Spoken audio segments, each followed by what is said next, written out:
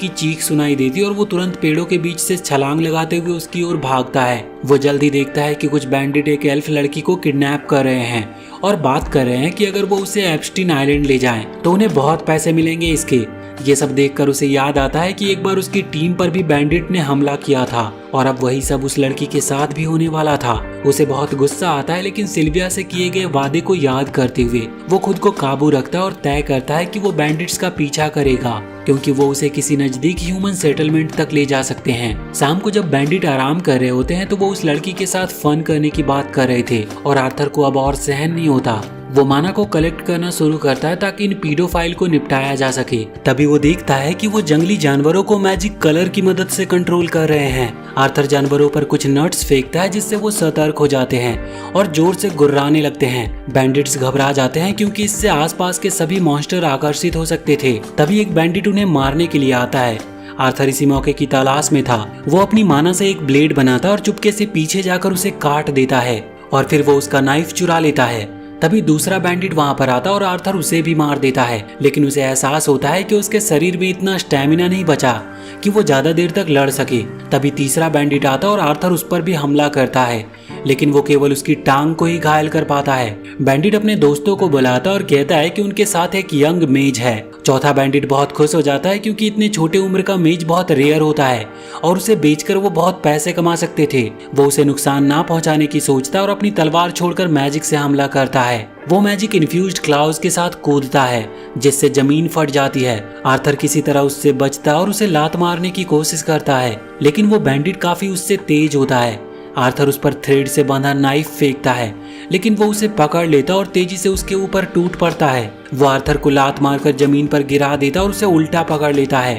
तभी आर्थर उसके पैर पर फायर मैजिक करता है जिससे वो उसे छोड़ देता है। इससे पहले कि वो संभल सके आर्थर फिर से उस पर नाइफ फेंकता है और इस बार उसकी गर्दन के चारों ओर घुमाकर उसकी फोरहेड में छेद कर देता है। इसके बाद वो आखिरी बैंडिट को भी मार देता और एल्फ लड़की को आजाद करता है जो उसे उसके अतीत के किसी व्यक्ति की याद दिलाती थी। वो तुरंत खुद को उस मेमोरी से बाहर निकालता और उस लड़की से कहता है कि वो अब घर जा सकती है, लेकिन वो उसकी चोटें देखकर चिंतित हो जाती है। आर्थर कहता है कि ये कुछ भी नहीं है। फिर वो सभी लाशों को ढक देता है ताकि वो लड़की उन्हें ना देख सके।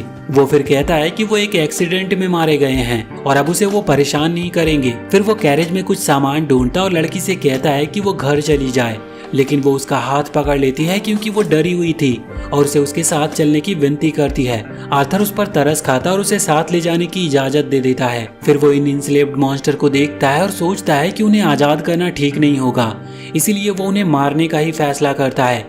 लेकिन एल्फ लड़की जो सभी जीवों का सम्मान करती है वो हॉर्न्ड वुल्फ्स को आजाद कर देती है। आर्थर उसे चेतावनी देता है, लेकिन वो कहती है कि वो उन पर हमला नहीं करेंगे और वाकई में वो शांति से चले जाते हैं, जिससे आर्थर उसकी नेचर से जुड़ाव को देखकर काफी हैरान था। इसके बाद वो लड़की को उसके घर पर छोड़ने का फैसला करता है और ब्रेक के दौरान उसे पता चलता है कि उसका नाम टेसा है। वो खाना पकाता है और कहता है कि भले ही भूख ना हो थोड़ा खा लेना चाहिए ताकि ताकत बनी रहे। ये बातें उसे सिल्विया की याद दिलाती थी। फिर वो देखता है कि टेसा खाना लेकर फुस कर रही है क्योंकि उसे उसका स्वाद पसंद नहीं आ रहा था और वो कुछ मीठा मांगती है। आर्थर सोचता है कि उसे उससे सीखना चाहिए कि एक नॉर्मल बच्चा कैसे बना जाता है, क्योंकि वो पहली बार किसी अपने उम्र के बच्चे से मिला है। टेसा उससे पूछती है कि वो यहाँ पर कर क्या रहा है, तो वो कहता है कि वो अपने माता पिता से बिछड़ गया है। वो दोनों आगे सफर करते हैं और आर्थर को पता चलता है कि एल्फ का जीवन इंसानों से काफी अलग होता है। अचानक उसे महसूस होता है कि एक हॉर्न्ड वुल्फ उनका पीछा कर रहा है और वो उसे मारने का प्लान बनाता है।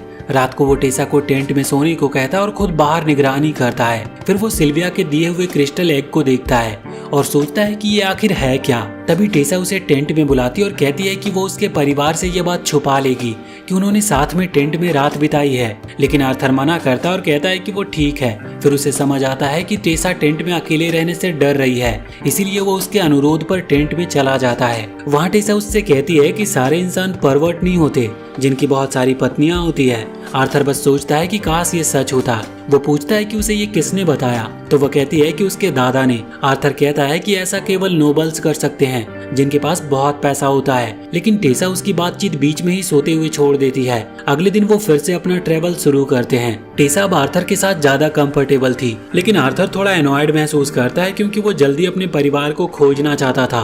फिर एक और प्रॉब्लम होती है जब उसे अपने मोनर में तेज दर्द होता है और वो इतना कमजोर हो जाता है कि वो चल भी नहीं पाता। टेसा जंगल में हर्ब्स खोजने जाती है, तभी वहाँ पर एक हॉर्न्ड वुल्फ आता है जिसे उन्होंने आजाद किया था। आर्थर काफी डर जाता है कि शायद अब वो हमला करेगा, लेकिन तभी टेसा लौटती है और वो कहता है कि वो दूर रहे, लेकिन वुल्फ हमला करने की जगह एक डेड बोर ला कर देता है और फिर वो वापस से जंगल में चला जाता है। टेसा खुश होकर बताती है कि वो उसके जीवन की रक्षा करने का बदला चुकाना चाहता था। आर्थर इसे समझ नहीं पाता, लेकिन मीट खाने के बाद उसे थोड़ा आराम मिलता है। टेसा बताती है कि उसे हर्ब्स नहीं मिले, लेकिन उनमें कुछ मशरूम ढूंढे हैं जो उसकी गाँव की औरतें खाती है। आर्थर उन्हें खा तो लेता है, लेकिन उसके बाद उसे जबरदस्त डायरिया हो जाता है, जिसके बाद वो दोनों टेंट में लौटते हैं और टेसा आर्थर को इंसानी और डॉर्फ किंगडम की कहानियां सुनाती है जो उसने अपने दादा से सुनी थी। वो कहती है कि वो इन राज्यों को देखना चाहती है, लेकिन वो खराब लोगों से भरे हैं और आउटसाइडर एल्फ विलेज में अलाउड नहीं है। आर्थर उसकी बातें आधी ही सुन पाता है क्योंकि वो थकान में सो गया था। अगले दिन दर्द फिर से आता है, लेकिन वो सहन करता है क्योंकि विलेज पास ही था। टेसा कहती है कि अब वो दोस्त हैं, लेकिन आर्थर को जवाब देना आता नहीं था क्योंकि उसका कभी कोई दोस्त बना नहीं था। तभी उसे अपने पुराने जीवन का सबसे करीबी दोस्त याद आता है जिसे उसने मार डाला था। तभी टेसा खुशी से चिल्लाती है क्योंकि उन्हें एल्फ विलेज का दरवाजा दिखाई देता है। आर्थर इसे देखकर हैरान रह जाता है, लेकिन टेसा उसका हाथ पकड़कर उसे साथ चलने को कहती है।